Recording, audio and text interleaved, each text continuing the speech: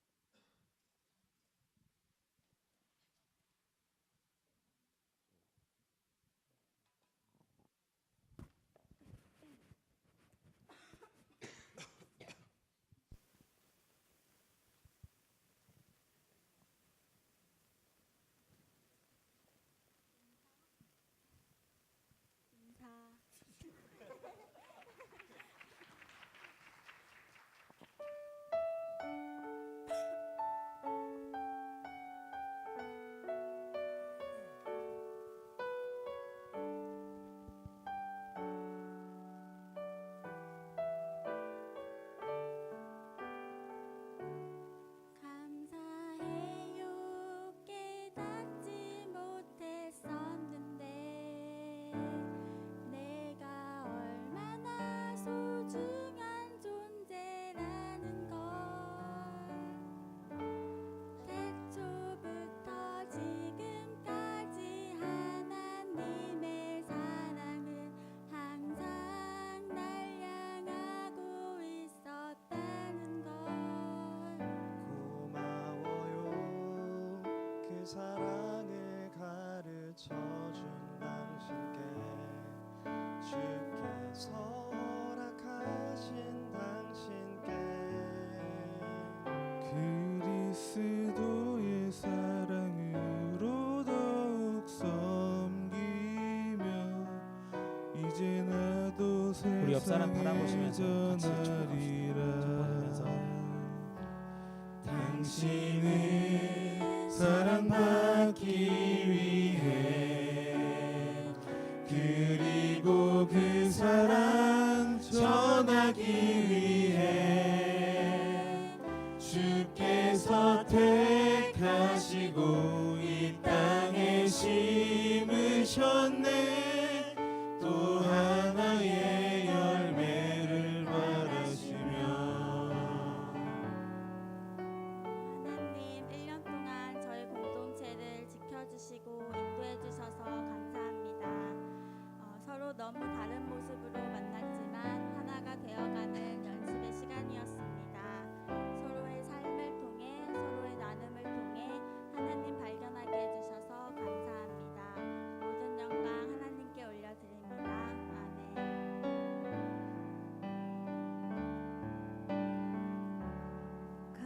감사해요.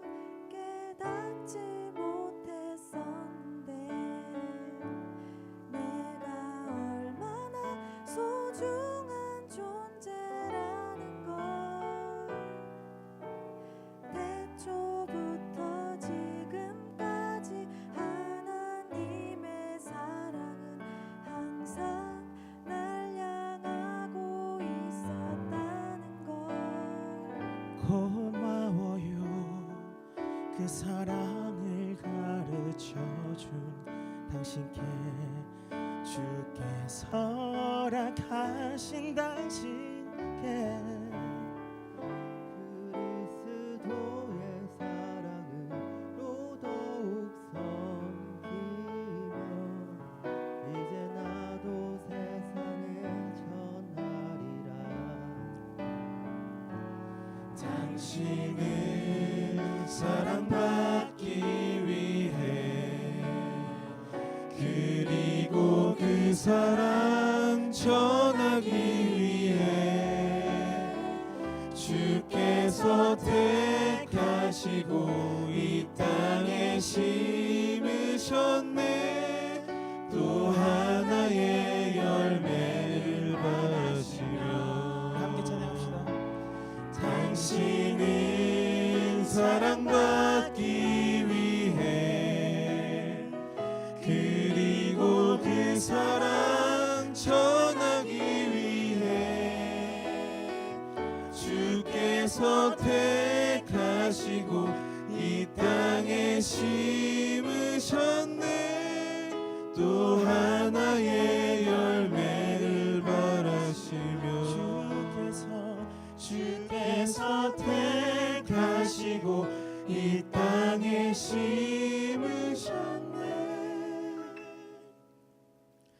또 하나의 열매를 바라시며.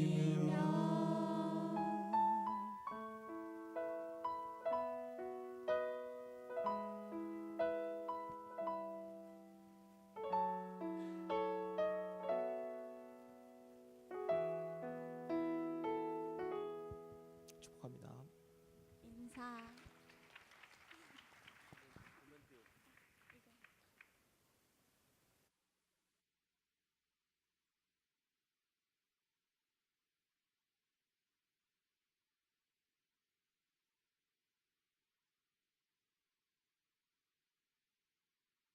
입니다. 참 따뜻한 겨울인 것 같아요. 축복 서로 축복할 수 있고 이렇게 또 축복 받을 수 있는 공동체가 있다는 게 참 감사한 것 같습니다. 하늘 말씀 보도록 하겠습니다. 호세아서 6장 1절에 3절 말씀입니다. 구약 성경 1260페이지입니다.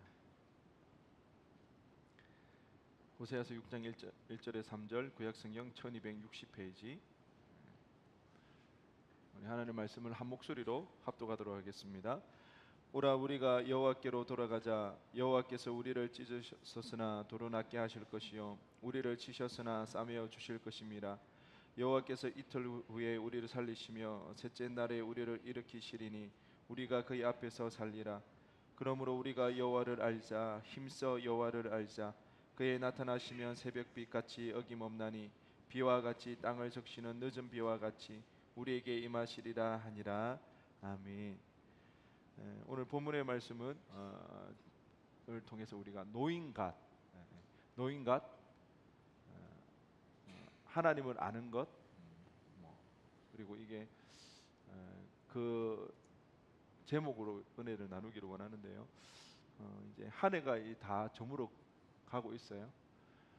우리 대학생들은 아마 지금 기말고사를 치른다고 아마 정신이 없을 거예요. 지금 한 해가 가는지 어떻게 가는지 이제 모를 것 같고, 또 직장인들도 역시나 한 해를 마무리하면서 종무식이다 뭐다 해서 굉장히 회식도 많고 이래저래 바쁜 그러한 시점인 것 같아요. 사회 각층에서 바쁜 한 해를 마무리하면서 바쁜 이 시기에 교회 역시도 마찬가지인 것 같아요. 올 한 해를 우리가 되돌아보고 또 새로운 한 해를 준비해 나가는 달이 바로 12월입니다. 특별히 오늘은 우리 교회에 사무총회가 있었던 날입니다. 그렇죠? 예, 있었어요? 있었어요. 굉장히 중요한 날입니다. 사무총회. 왜? 한 해를 정리를 하는 거예요.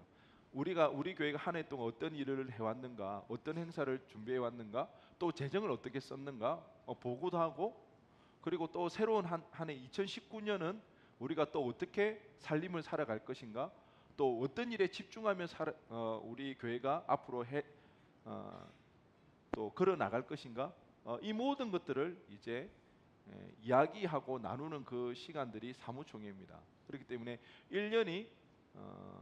1년에 뭐 제반적인 행사들이나 모든 것들이 세워지는 날이 오늘 사무총회 하는 날이죠. 그래서 날짜로는 2019년 1월 1일이 새로 시작하는 날이지만 교회에서는 사실은 오늘부터가 새로운 회기에 접어듭니다. 오늘부터가 새로운 2019년으로서 처음 시작하는 그런 날이 되어진다는 거죠. 그런 시점에 우리가 다시 한번 우리의 믿음과 우리의 신앙생활에 대해서 한번 생각해 봤으면 좋을 것 같은데요. 여러분 정말 정신없이 바쁘게 살아왔죠? 알고 있어요. 알고 저 다 듣고 있어요. 지금 마음으로 다 듣고 있어요. 지금 말하고 있죠, 속으로. 막 정신없이 바쁘게. 특별히 보면 아마 여러분들이 살다 보면 조금씩 느낄 거예요. 내 인생 같은데 결코 내 인생이 아닌 것 같아요. 왜? 내가 뜻하고 내가 하고 싶은 대로 되어지는 일이 없는 거예요. 굉장히 어디 매여 있는 삶. 그래서 너무 정신없이 이렇게 지내오게 된 것을 알게 될 텐데요.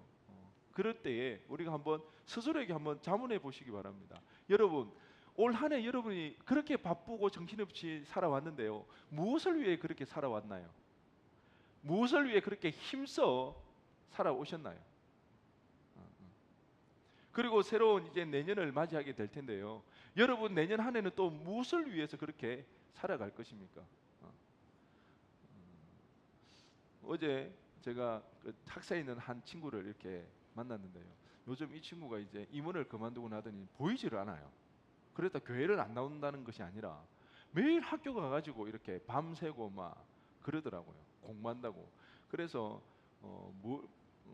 보니까 뭐 공부하느라 여념이 없는 거예요. 그렇게 바쁘게 이렇게 지내는 것을 보게 되었는데 우리가 그냥 시간을 허투루 보내면 안 될 것 같아요. 여러분이 만약에 올 한 해를 되돌아봤을 때 내가 뭐 하면서 살아왔지? 어디에 내가 집중하며 살아왔지? 힘을 쏟으며 살아왔지? 그것이 없다면 그거는 안 된다는 거죠. 그리고 이와 마찬가지로 내년에도 우리가 무엇을 하면서 어디에 힘을 쏟으며 살아갈 것인가, 그 부분에 대해서 우리가 생각해 볼 필요가 있다는 거예요. 그것이 너무나 중요하다는 거예요. 이 시간 우리 PPT를 하나 봤으면 좋겠는데요. 그 세계에서 가장 겁없는 동물이라고 기네스북에 오른 동물이 있는데요. 그 동물이 무슨 동물인지 아시나요 혹시? PPT 잠깐만요. 제가 켜달라고 하면 켜주세요. 손말이 잘 안 맞네요. 세계에서 가장 겁없는 동물, 기네스북에 오른 동물 뭔 것 같아요? 고슴도치, 또 스컹크, 또 다양하게 있는데요. 저 보고도 뭔지 모르죠. 저 몸짓이 6에서 한 70cm 정도 되는 벌꿀 오소리라는 겁니다. 벌꿀 오소리인데요. 저 오소리는요, 지금 누구에게 지금 덤벼들고 있습니까? 사자한테 막 덤벼드는 거예요. 그러니까 사자는 너무 당황스럽겠죠. 이게 뭐지? 이러면서 순간 쫄 수도 있어요. 얘가 진짜 힘이 센가? 그렇습니다. 그 다음 사진 한번 보여주세요. 왜 벌꿀 오소리인지 아시겠죠? 지금 벌꿀을 먹고 있는데 그 주변에 뭐가 있어요? 벌들이 막 감사합니다. 이런 반응 너무 좋아요. 우리 교회와 처음으로 이런 반응 느꼈던 것 같아요. 벌이 막 하염없이 벌침을 쏘아도 어때요? 벌꿀 오소리 신경 안 써요. 뭐만 먹고 있어요? 벌꿀만 먹고 있습니다. 그 다음 사진은요. 지금 한 동물과 싸우고 있는데 이게 호저라는 동물이, 혹시 호저라는 동물이 어떤 동물인지 아시나요? 일명 산미치강이라는 이름을 가지고 있는 호저라는 동물인데요. 이 동물은 고슴도치하고 비슷해요. 그래서 이 털이 가시로 바뀌어 있어요. 그래서 누가 이렇게 공격을 해오면 그 가시로 되어 있는 털을 쏘아버려요. 그래서 웬만한 동물들도 이 호저하고는 싸움을 하지 않아요. 왜? 싸워서 이기더라도 이 가시가 다 박혀 있기 때문에 자기가 입는 피해가 너무 큰 거예요. 그래서 호저하고는 웬만하면 상대를 안 해요. 그냥 피하는 거예요. 그런데 우리 벌꿀 오소리는 어때요? 신경 안 씁니다. 그 다음 사진 볼까요? 당당하게 싸워서 이기고 돌아오는 장면입니다. 저 가시가요, 이게 화살촉처럼 역방향으로 이렇게 가시들이 나 있어요. 그래 박히면 어떻게 돼요? 아픈 걸 떠나서 잘 뽑아지지가 않아요. 절대 뽑힐 수가 없어요. 그런데도 우리 벌꿀 오소리는 겁없이 싸우고 이렇게 돌아옵니다. PPT 여기까지 보여주시면 됩니다. 이 네 장의 사진만으로 우리가 오소리가 왜 가장 겁이 없는지 우리는 아마 알 수 있을 것 같은데요. 저는 이것이 아마 겁없이 행하지만 이 오소리를 보면서 제가 느꼈던 것은 이 모습이 바로 힘써 행한다. 자기가 원하고 자기가 목표한 바에 대해서는 어떻게?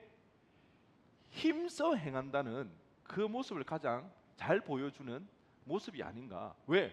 벌꿀이 자기를 쏘아도 호저가 가시를 자기에게 쏘아도 자기 할 일은 뭐 하는 거예요? 꿋꿋이 해나가는 거예요. 이런 모습이 힘써 행한다는 모습을 보여준다고 생각하는데요. 그래서 우리가 이제 새로운 한 해 18년을 마무리하고 2019년을 맞이하는 이때 우리 청년부에서 힘써 행해야 할 일들이 있다는 거예요. 아무리 정신없이 바빠도, 아무리 많은 일들이 우리 가운데 겹쳐져 있더라 하더라도 우선순위에서 절대 뒤로 빠지지 아니하고 첫째로 기억돼야 할 것들. 그래서 우리가 2019년을 보낼 때에 너희 청년부는 무엇을 위해서 지금 어디에 집중하며 신앙생활을 하고 있는가 했을 때 우리는 서슴없이 말해줄 수 있어야 될 그 목표, 우리가 온전히 힘써 행해야 될 그 일, 그것이 바로 knowing God, 하나님을 아는 일이라는 것입니다. 우리 다시 따라 한번 해볼까요? knowing God, knowing God, 하나님을 아는 것, 하나님을 아는 것. 이게 뭐라고요? 우리가 2019년에 우리 공동체가 힘써 행해야 되는 일이라는 거예요. 우리가 집중해야 되는 거예요. 아무리 바쁘고 정신이 없다 할지라도 항상 우선순위에서 어디에? 제일 선두에 놓아야 될 것. 사람들이 너희 공동체가 어디에 집중하고 무슨 목표를 향해 나아가냐 했을 때 우리는 knowing God, 하나님을 아는 일에 우리가 목표를 삼고 살아간다고 그렇게 말할 수가 있어야 된다는 것입니다. 오늘 본문 우리 3절 말씀을 다 함께 읽어보겠습니다. 시작.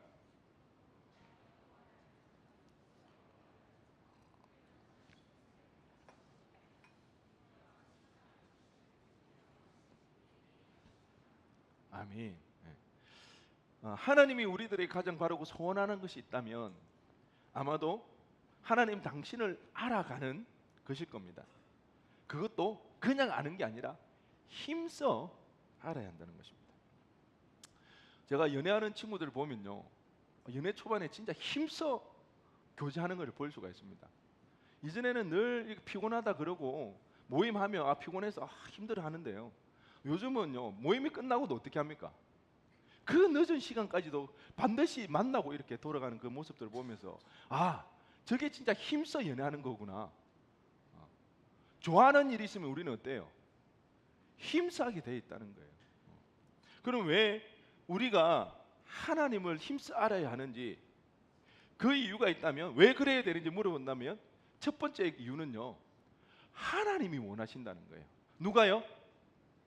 하나님이 무엇보다도 우리가 하나님 당신을 알기를 너무나도 원하신다는 것입니다. 여러분, 우리가 여기 있는 우리의 공동체, 이 모임이 세상의 다른 모임들과 구별되는 것이 무엇이 있습니까? 우리가 전공이 다 같은 것도 아니고, 우리가 우리의 목적을 달성하기 위한 공통의 목표가 있어서 투쟁하려고 모여 있는 것도 아니잖아요. 우리가 다른 집단들과 다른 모임들과 다른 이유가 어디에 있습니까? 그것은 다른 것이 아니라 바로 하나님의 부르심을 입은 자들의 모임이라는 것입니다. 요즘 다들 해외여행을 많이 다니는데요, 해외여행을 하다 보면 우리가 비행기를 타고 가잖아요, 공항에. 그러면 최소한 웨이팅 시간이 얼마나 되나요? 한두 시간 되죠. 짧으면, 많으면 2-3시간. 그 시간들이 너무 무료하고 또 그 공간도 협소하고 불편해서 막 힘들고 그러잖아요.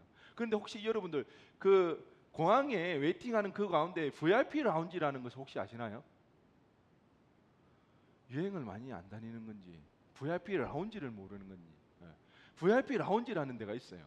거기 들어가면요 음식이 다양하게 있습니다.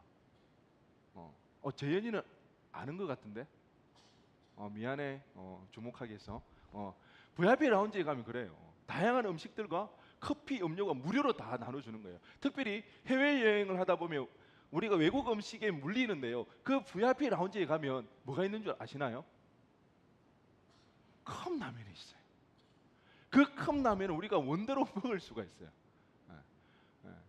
세계 인천공항뿐만 아니라 세계 어느 곳이든 우리 항공사가 들어가는 곳에는 이 VIP 라운지가 있습니다. 그러면 그 안락한 공간에서 우리가 웨이팅 시간을 보낼 수 있다면 얼마나 편하겠어요. 내가 원하는 음식도 먹을 수가 있고요, 다양한 차를 제공받을 수가 있으니까. 그런데 여기 아무나 들어갈 수 있을까요? 왜 우리는 모를까요? 그 회원이 아니기 때문에 우리는 모르는 거예요. 거기는 많은 돈을 내어서 회원이 되어야만 들어갈 수가 있다는 거죠. 이와 마찬가지입니다. 그 VIP 라운지에는 회원만 들어가듯이 여기 있는 우리는요 아무나 올 수 있는 곳이 아니라는 거죠. 무슨 말인가 좀 이해가 안 되나요? 아무나 못 온다? 그럼 특별한 사람만 오는가? 맞아요. 특별한 사람만 오는 겁니다. 누구예요? 하나님의 부르심을 받은 사람들만 올 수가 있다는 거예요. 그 하나님의 부르심은요, 하나님의 초대장은요 그냥 되어진 것이 아니에요. 그 초대장은 다름 아닌 십자가라는 것입니다. 아주 큰 희생을 통해서만 우리가 그 하나님의 부르심을 받아 여기 있다는 것입니다. 여러분이 자의적으로 의지적으로 여기 와 있다고 생각하세요? 물론 그럴 수도 있습니다. 그렇지만 우리가 의지적으로 여기 와서 앉아 있다 할지라도 우리의 의지로서는 절대 하나님을 만날 수가 없다는 거예요. 하나님이 우리를 사랑하여 주셔서 그 독생자 예수 그리스도를 이 땅에 보내어 주시고 주님이 우리 죄값을 위하여서 당신의 목숨을 내어 주셨던 그 큰 은혜와 그 사랑이 있었기에 우리가 이 자리에서 하나님을 예배하며 하나님을 찬양할 때에 하나님을 만날 수가 있고 하나님을 경험할 수가 있다는 것입니다.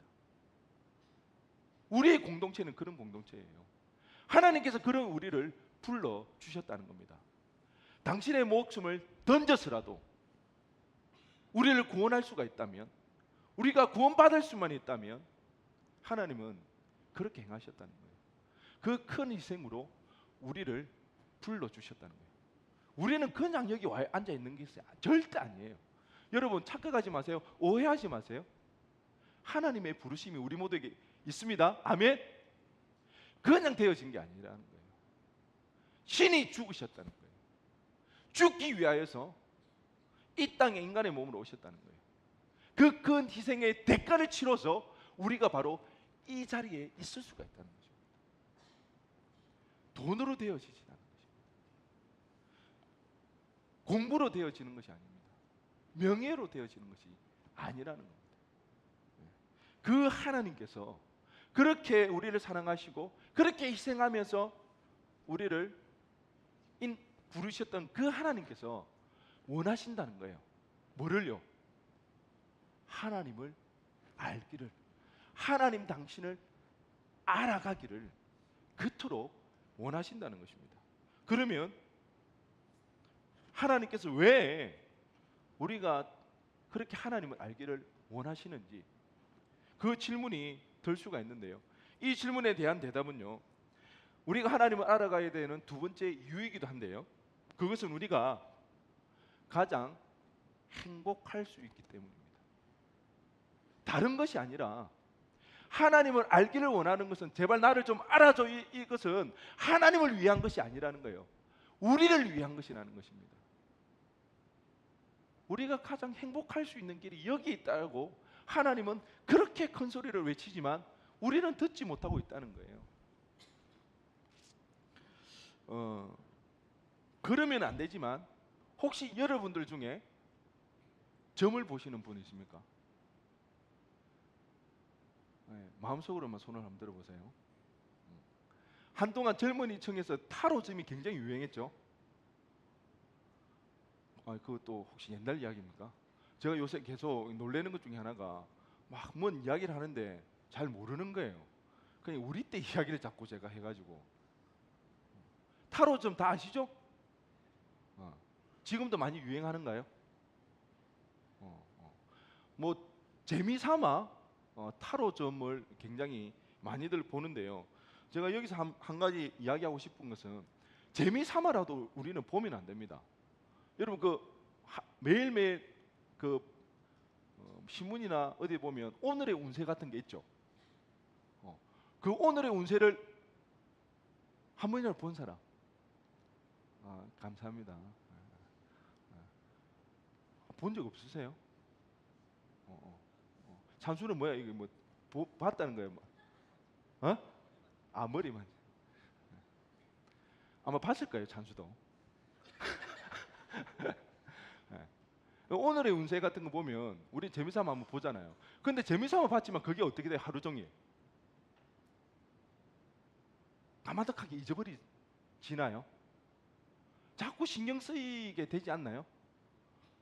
오늘 운세 가운데 동쪽에서 불길한 기운이 온다는 그 이야기가 있으면 갑자기 안 좋은 일이 있으면 여기가 동쪽인지 서쪽인지 북쪽인지 생각하지 않나요?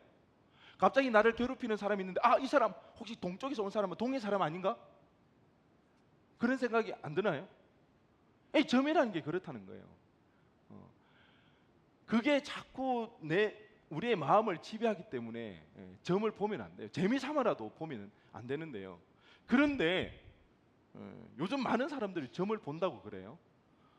굉장히 눈부신 과학 발전을 이루고 그런 시대에도 불구하고 많은 사람이 점을 보는데 이게 역술인들, 무속인들이 대략 한 60만 명이 된다고 그럽니다.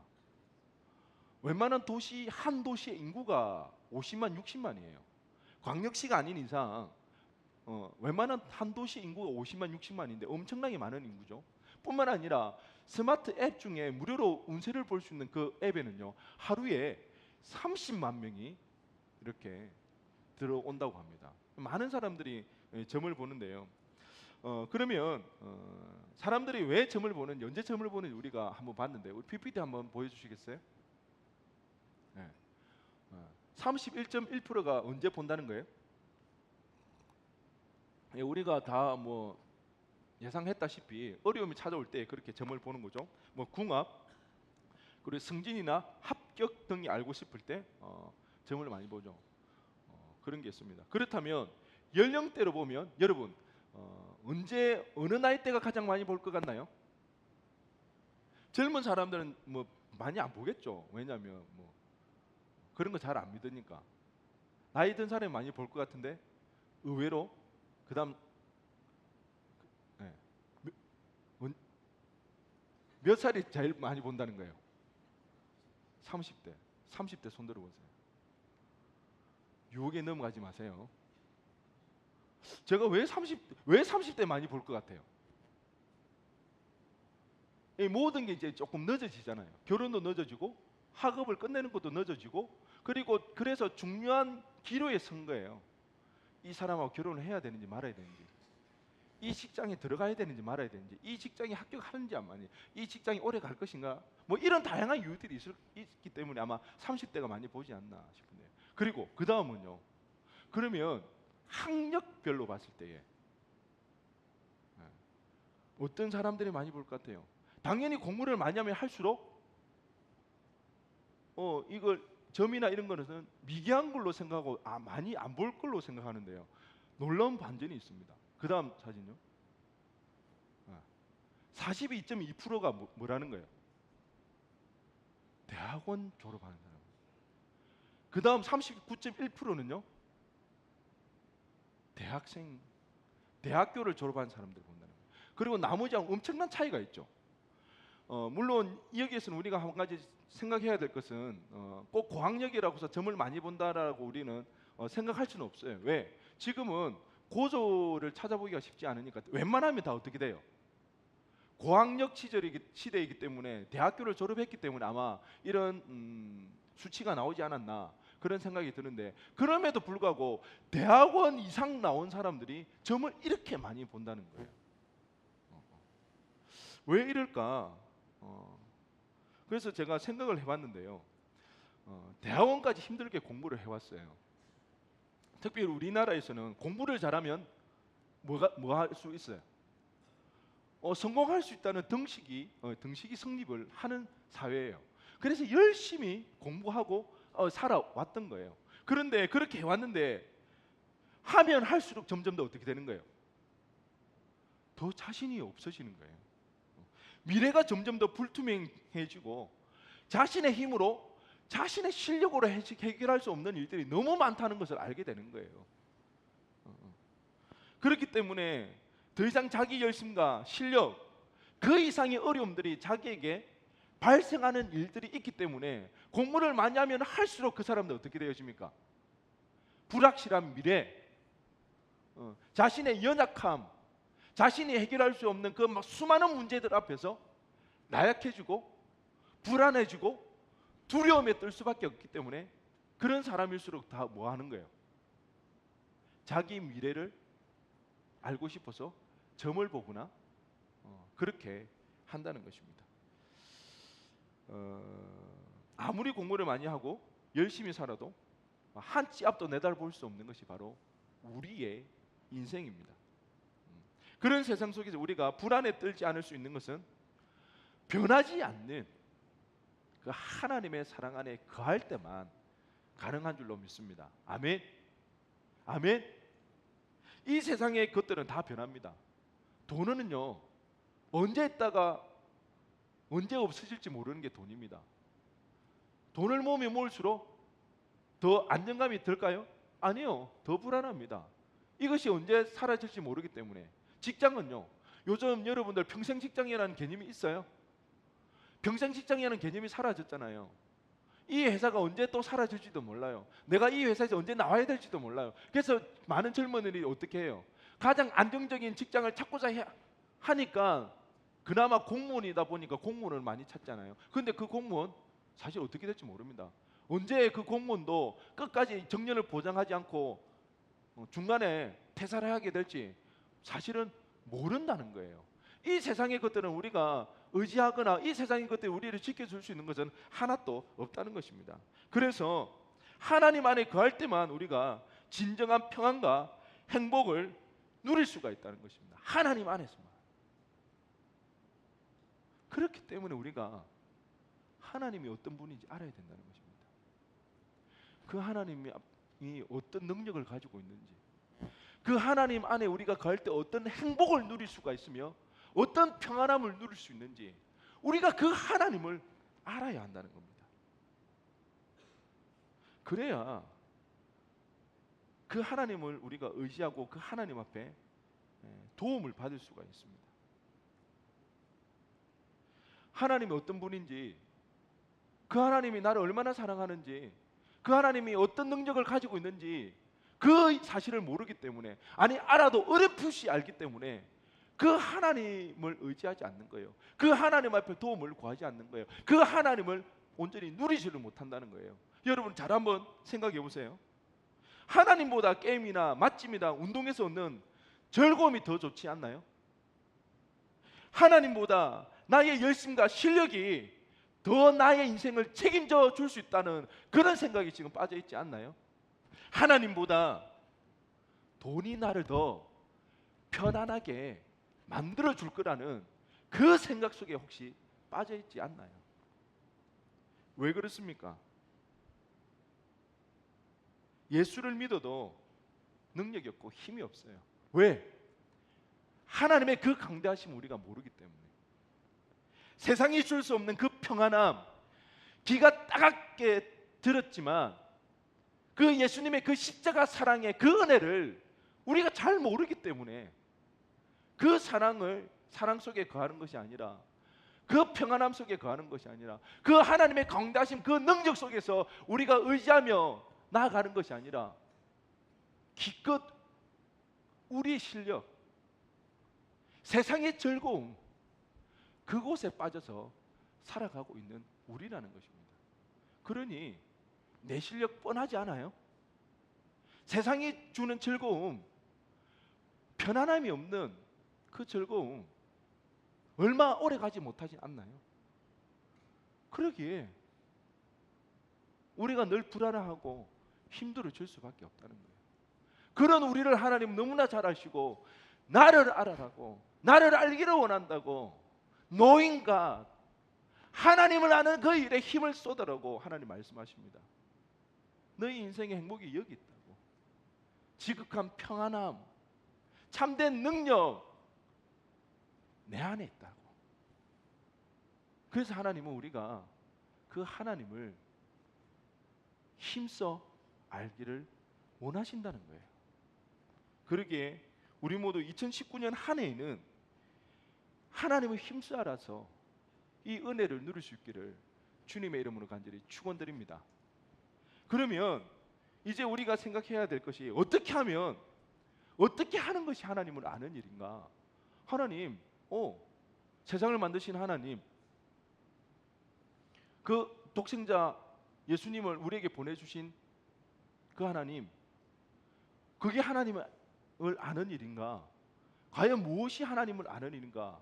어떻게 하는 것이 하나님의 아는 일인가? 생각해 볼 필요가 있다는 거예요.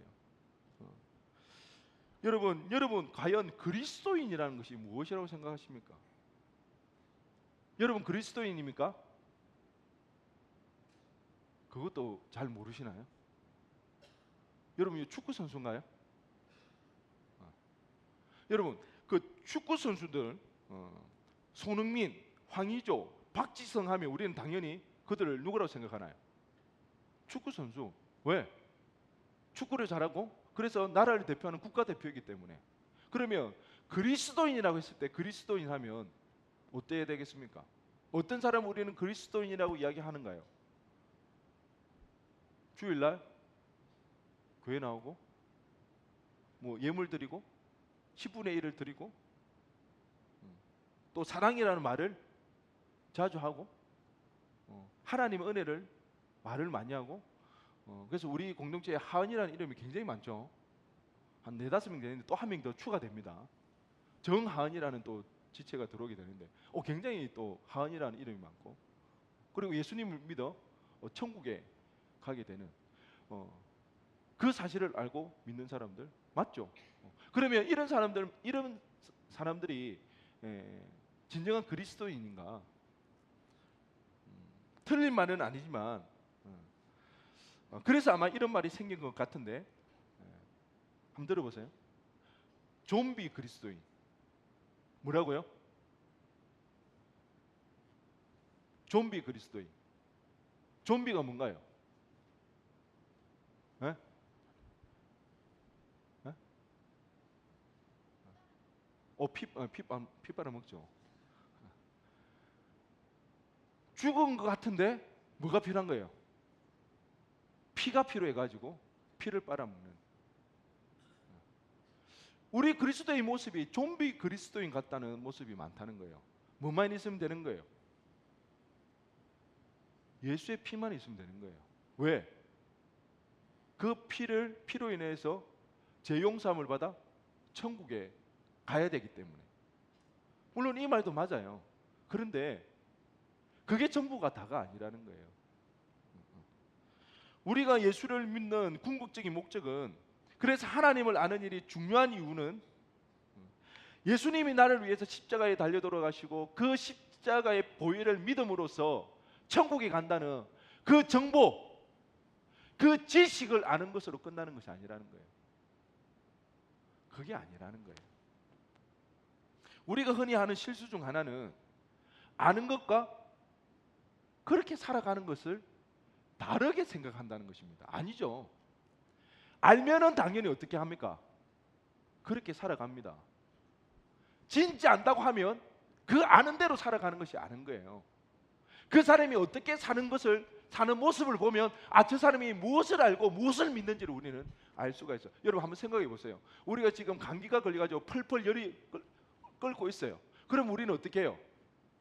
당장 어디로 가야 되나요? 병원에 가서 주사를 맞고 약 처방을 받아서 약을 먹으면 우리가 낫는다는 사실을 알고 있어요. 그렇기 때문에 우리가 아프면 우리는 당장 어디로 가야 되나요? 병원을 가는 거예요. 그런데 알기는 알아요. 그런데 알지만 그 감기가 걸렸을 때 병원 가지 않고 방 안에 있는 사람이 있나요? 그런 사람 없어요. 병원에 가면 낫는다는 걸 알기 때문에 우리는 누구나 병원을 가게 되어 있다는 거예요. 안다는 것은 행동으로 옮겨진다는 거예요. 알지 못하기 때문에. 그 아는 사실을 내가 경험하지 못하고 진짜 내가 깨닫지 못하기 때문에 삶과 연결이 되어지지가 않는다는 것입니다. 이와 마찬가지입니다. 예수님이 정말 나를 위해 이 땅에 오셨고 죄인인 나를 위해 피 흘려 십자가에 달려 돌아가셨다는 사실을 아는 사람이라면, 그걸 진짜 안다면 우리 마음대로 살아갈 수 있을까요? 나는 죽은 목숨인데 지금 예수님 때문에 내 생명이 연장되어서 이렇게 살아갈 수 있는데 내 마음대로 그렇게 살아갈 수 있을까요? 날마다 그 예수님 앞에 감사함이 넘쳐나지 않을까요? 뿐만 아니라 그 예수님 앞에 내 생명을 살려주고 내 생명을 연장해 주신 그 주님 앞에 누가 되지 않으려고 늘 조심하며 그렇게 살아가지 않겠냐고요. 하나님을 안다는 것은 곧 그렇게 살아가는 것과 동일한 말입니다. 그렇기 때문에 하나님을 아는 것은 바로 예수의 제자가 되어 살아가는 것, 예수의 제자가 되어 살아가는 것, 그것입니다. 단순하게 하나님에 대한 정보나 지식만을 가지고 있는 것이 아는 것이 아니라 그 하나님에 대해서 내가 예수님을 본받아 예수님을 닮아 살아가는 것, 그것이 하나님을 아는 것이라는 겁니다. 그럴 때 우리가 좀 전에 말했던 그 하나님의 은혜를 우리가 누릴 수가 있는데요. 제자, 여러분 제자라고 그러면 성경에서는 가장 유명한 그 인물들이 있죠. 예수님의 12제자들. 근데 여러분 혹시 그런 생각 해본 적 있나요? 왜 예수님은 굳이 12명을 제자들로 불렀을까? 예수님 일 시켜 먹기 편해서? 가까이 두고 사람을 가까이 두고 막 마음대로 부려먹기 위해서 12명을 불렀을까요? 12제자들의 특징이 뭔가요? 그 사람들의 집단의 공통된 특징, 그들은요 예수님의 부르심을 받고 그 12제자가 되기 위해서 포기했어요. 뭘 포기했나요? 가정을 포기했어요. 부모를 포기했어요. 그들의 생업을 포기했어요. 그리고는 누구와 따랐습니까? 예수님을 따라다녔습니다. 예수님과 24시간 동고동락하면서 예수님과 함께 먹고 마시고 자면서 예수님이 가는 곳마다 따라다녔습니다. 예수님이 가는 곳이 결코 편안한 길이 아니었어요. 예수님이 재물이 많은 것도 아니었고 유명한 사람도 아니었기 때문에 가는 곳마다 가는 여정이 불편하고 힘들고 어려웠어요. 그럼에도 불구하고 예수님은 그 12제자를 불렀다는 거예요. 왜 예수님이 그 12제자를 따로 불렀을까? 아마 제멋대로인데다가 자기만 알고 자기만을 위하고 높은 자리를 차지하기를 원하는 그런 종류의 사람인 것을 예수님은 처음부터 알았다는 거예요. 근데 그 12명을 24시간 같이 지낸다는 거 생각만 해도 어떻습니까? 끔찍하지 않아요? 제멋대로예요. 자기밖에 몰라요. 예수님이 그렇게 이야기하는데도 말귀를 못 알아들어가지고 자기 욕심만 채우려고 자기가 높은 자리에만 앉으려고 하는 그 제자들과 같이 살아간다는 게 쉬운 일이 아니에요. 얼마나 열받을 일이 많을지 예수님은 처음부터 너무나 잘 알고 있었다는 거예요. 그럼에도 불구하고 예수님은 그 12제자를 따로 불러주셨다는 거예요. 왜요? 예수님은 아셨다는 거예요. 사람이 어떻게 변하는지, 그들의 마음과 생각과 그들의 성격이 어떻게 해야 가장 효율적으로 효과적으로 빠르게 변할 수 있는 건지, 그것은 친히 함께 생활하면서 행동으로 보여주시고 말씀으로 가르쳐 주실 때 그때에 사람이 가장 빨리 변할 수 있다는 사실을 주님께서는 아셨기에 그들을 따로 불러내셔서 24시간 그들과 함께 지내면서 그들에게 말씀으로 가르쳐 주시고 삶으로 직접 보여주시면서 그들에게 알려주셨다는 것입니다. 그래서 예수님을 닮아가는 그런 제자가 되도록 주님을 불러주셨다는 것입니다. 그래서 우리가 생각해 봐야 되는 것이 바로 우리 역시도 제자로 불러주셨는데, 그렇다면 우리는 어떻게 주님과 동고동락하면서 주님을 닮아갈 것인가? 주님을 따를 것인가? 어떻게 해야 되겠습니까? 우리는 어떻게 늘 주님 곁에 있어야 되겠습니까? 지금 우리 눈에 보이지 않는데, 그러기에 우리의 삶 속에 늘 말씀이 있어야 된다는 거예요. 오늘 나의 마음을, 나의 생각을 사로잡고 나의 삶을 인도해갈 그 말씀이 나에게 있어야 된다는 거예요. 그래서 기도가 필요한 거예요. 왜요? 그 기도를 통해서 주님의 음성을 듣고 주님을 깊이 만나는 그 시간들이 있어야 된다는 거예요. 그렇지 않으면 여러분, 12제자가 어떻게 됐습니까? 3년 동안 주님과 동행했지만 결국에는 주님을 떠나고 마는 그 일들이 일어났는데요. 우리라고 다를 것 같아요? 아니요, 더하면 더했지 절대 우리라고 덜할 사람들이 아니라는 거예요. 우리가 제자가 된다는 것은 우리가 우리의 삶이, 우리의 생각이 변화되어서 예수님의 모습을 쫓아 살아가는 우리의 제자된 모습을 살아내기 위해서는 우리가 늘 말씀을 가까이 해야 되는 거예요. 그 말씀이 있어야만 우리의 생각이 변화되어지는 거예요. 우리의 가치관이 변화되어지는, 우리의 세계관이 변화되어지는 거예요. 아집과 고집에 사로잡혀 있는 우리가 주님의 생각을 닮아갈 수가 있는 거예요. 그 주님을, 우리가 기도하는 가운데 주님을 깊이 만나야만, 그 음성을 들어야만 그 음성을 쫓아 살아갈 수가 있는 거예요.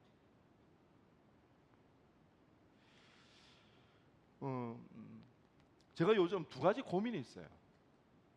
해결되어지지 않는 고민인데요. 혹시 여러분들 저의 고민을 들으시고 정답을 아시는 분이 있으면 저에게 꼭 답을 알려주시기 바랍니다. 제가 밥 한번 사도록 하겠습니다. 첫 번째 고민은요, 왜 맛있는 음식은, 내 입에 꼭 맞는 음식은 죄다 살찌는 음식들인가? 라면에다가, 치킨에다가, 치즈케이크에다가, 피자에 살 빼는 게 너무 힘든 것 같아요. 밥도 먹으면 안 된대요. 살 빼려면. 도대체 뭘 먹고 살아야 될지, 이 고민이 있습니다. 맛있음에도 불구하고 살이 빠질 수 있는, 이제 저도 닭가슴살이 너무 지긋지긋해지기 시작했습니다. 그래서 혹시 방법을 알고 있는 분이 있다면 저의 고민을 해결해 주시기 바랍니다. 또 한 가지 고민은요, 왜 무슨 일이든 그냥 되는 게 없을까? 죄다 노력을 해야 하고, 그것도 죽을 똥 살똥 해야 겨우 이룰 수 있을 정도가 되니까 왜 그럴까? 왜 그냥 되는 게 없을까? 그렇지 않나요? 뭘 하나 하려고 하면 그냥 되는 게 없어요. 죽을 똥 살똥 해도 될까 말까 하는 그 이야기들. 좋은 것은요, 반드시 힘을 쏟아야만 되는 일들이 다반사인 것 같아요. 마찬가지로 주님의 제자가 되는 것은 결코 그냥 되어지지가 않습니다. 우리가 힘을 쏟아야 됩니다. 오늘 본문 말씀에 여호와를 알자, 힘써 여호와를 알자. 왜? 하나님을 아는 일. 그래서 우리가 예수의 제자가 되어서 그렇게 살아가는 그 일은 그냥 되는 일이 절대 아닙니다. 여러분이 예수님의 십자가의 은혜로 이 자리에 그냥 와 있을지는 모르지만, 이제부터 예수님을 제자가 되는 것은 정말 우리 주님이 십자가 진 것 같은 그 길을 걸어갈 때만 가능해지게 된다는 겁니다. 정말 웬만한 결심이 없으면 지켜나갈 수가 없는데요. 그렇기에 여러분 한번 다짐해 보시기 바라고요. 결단해 보시기 바랍니다. 2019년에는 예수의 제자가 되기 위해서 내가 힘써야 되겠다. 그렇게 다짐하면서 새로운 한 해를 시작했으면 좋겠는데요. 얼마 전에 수능 시험이 있었죠. 이번 수능 시험이 역대 최고의 불수능이라고 그래요. 어마어마하게 어려웠다고 이렇게 하는데요. 그 대표적인 문제가 무엇인지 알죠? 뭐죠? 네이버에 가서 언어 영역만 치면 딱 나옵니다. 언어 영역 글자만 치면 31번 문제라고 딱 이렇게 뜨는데요. 그 알뜰 신잡에도 이 문제가 이슈가 되었는데, 유시민 작가가 이 문제는 언어 영역이 아니라 물리 영역이다 막 그렇게 이야기를 하니까, 함께 출연하고 있던 물리학 박사인 김상욱 교수가 그런 이야기를 이거는 상식이라고. 그러니까 막 유시민 작가가 열이 받아서 이과 얘기나 상식이라고 하면서 굉장히 호되게 이 말을 했는데, 저는 문제를 아무리 읽어도 이해가 안 되는 거예요. 이게 왜 언어 영역인지. 만유 인력 법칙에 관련된 그 이야기인데요. 제가 왜 이 수능 이야기를 하는가 하면, 언어 영역인데 물리 영역에 관련된 문제가 나오더라는 겁니다. 물론 출제자가 실수한 것도 있지만 이것이 우리의 인생하고 똑같다는 겁니다. 내 예상을 벗어나는 돌발 상황들이 너무나 많이 일어난다는 것입니다. 그로 인해서 우리가 실망을 하게 되고 낙심하게 되고 때로는 어려움 속에 빠지는 일이 참으로 허다하다는 겁니다. 늘 우리의 예상을 벗어나는 것이 우리의 인생이라는 것입니다. 아마 이번 수능 시험을 친 학생들도 이와 같은 느낌을 받았을 텐데, 그런데요, 이 수능 뒤에 참 감동적인 일이 있었습니다. 수능 시험을 끝나고 한 수험생이 엄마에게 받은 수능 선물을 공개했는데요. 혹시 들어본 적 있나요?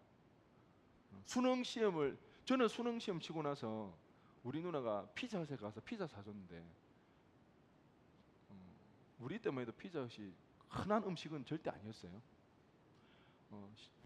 저희 동네 아마 마산에 딱 한 군데 있었던 것 같아요. 그것도 시내 한복판에. 그래서 저는 잊을 수가 없어요. 지금도 그 피자헛을. 그런데 이 수험생은요, 시험을 치고 나서 엄마로부터 통장을 받았어요. 무슨 통장? 돈이든 100만 원이든 통장을 받았어요.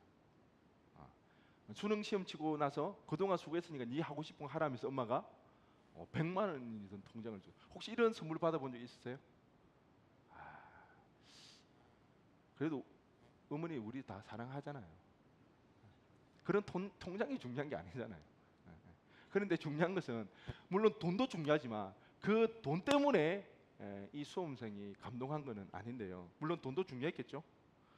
이 어머니께서 많은씩 저금을 하면서 딸에게 편지를 쓴 거예요. 우리 입금을 해보면 입금 받는 사람 통장에 글자를 적을 수가 있죠. 돈을 한 번 더 저에게 한번 보내주시기 바랍니다. 받는 사람 통장에 7글자까지는 쓸 수가 있어요. 이 엄마가 하루에 만 원씩 수능 시험 100일 전부터 만 원씩 이렇게 통장에 입금을 했는데요. 그 입금을 할 때마다 7글자씩 되는 글자를 써서 보낸 거예요. 근데 그 내용이 굉장히 감동적이더라는 겁니다. 우리 PPT 한번 보여주실까요?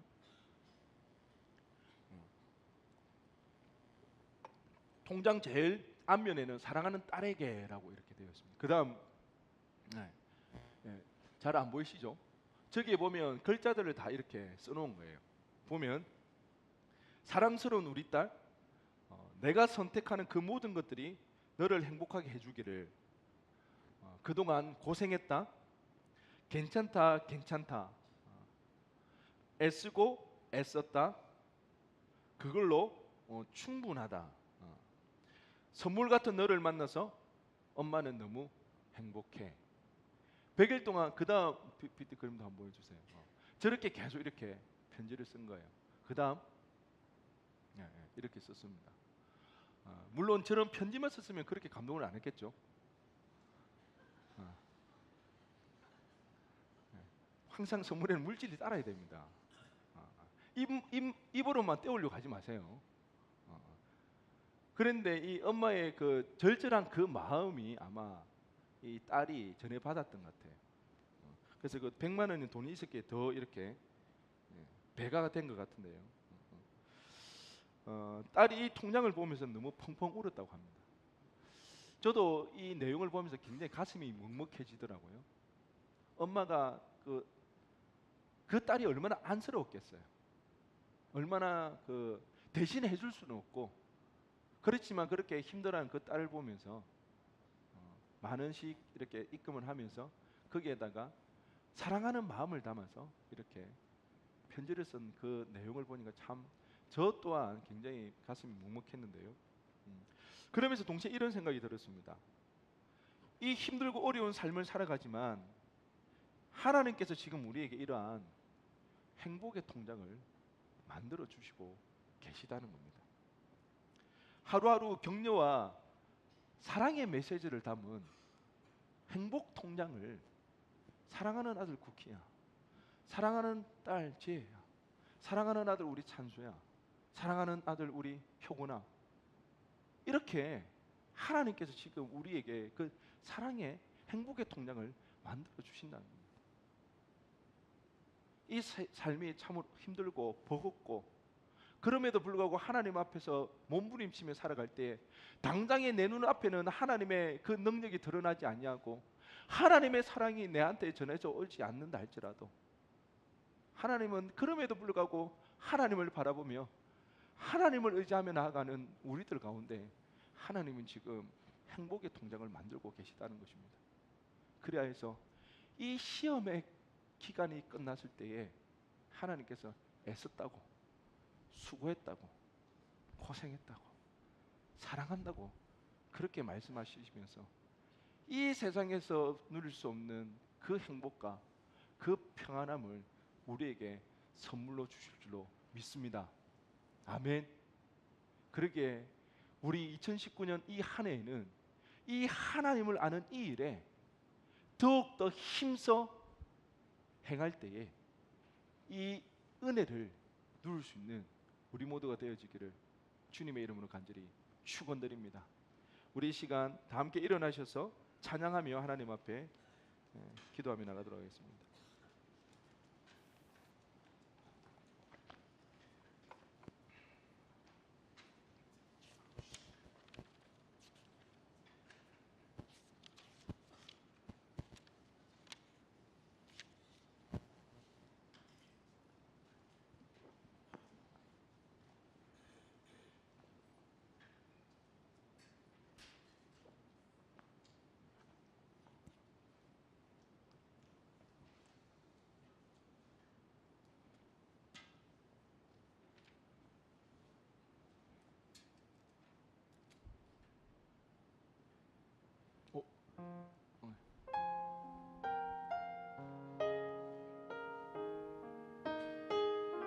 내 백성이